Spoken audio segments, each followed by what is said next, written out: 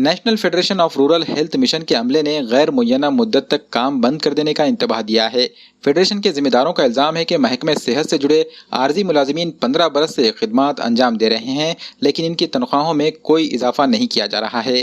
कई बार मांगे रखने के बावजूद इन्हें मुस्तकिल रोजगार भी नहीं दिया गया, जबकि नए मुलाजिमीन को ज्यादा तनख्वाहों पर भर्ती भी किया जा रहा है।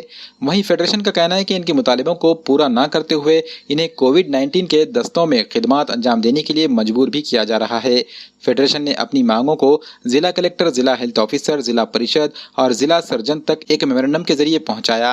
फेडरेशन के जिम्मेदारों ने इंतजामिया को इंतबाह दिया कि इन्हें मुस्तकिल रोजगार और इनकी तनख्वाहों में इजाफा न किया गया तो गैर मुय्यना मुद्दत तक काम बंद तहरीक शुरू कर दी जाएगी। आज आम्ही 2007 पासून इथं काम करत आहेत। येणाऱ्याच्या मध्ये कंत्राटी पदावर आहेत आम्ही आणि 2007 मध्ये आम्हाला 7,000 पगारावर आम्ही जॉईन केलेला आहे। आज नव्याने जे मुली जॉईन करून घेत आहेत त्यांना एक 20,000 पेमेंट सरकार देत आहे आणि आमच्या पगारामध्ये थोडीही वाढ न करता नव्याने जॉईन करणाऱ्यांना 20,000 आणि आम्हाला आज 10-12 हजारावर आम्ही काम करत आहेत।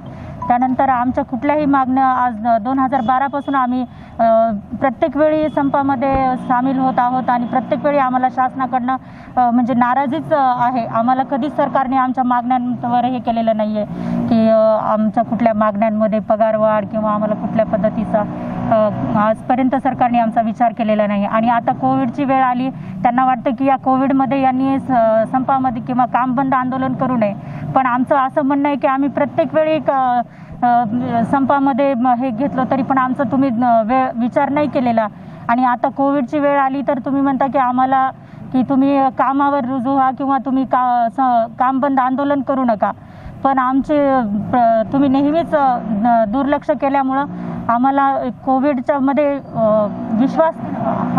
आम्हाला कोविडमध्ये काम बंद आंदोलन करण्याची इच्छा नसतानाही काम बंद आंदोलन करावं लागत आहे आणि सरकारने आमचा विचार करावा। आम्हाला प्रथमतः समान योजना समान वेतन यामध्ये आमचा विचार करावा आणि बिनशर्त समायोजन करावं ही आम्हाला सरकारकडनं अपेक्षा आहे।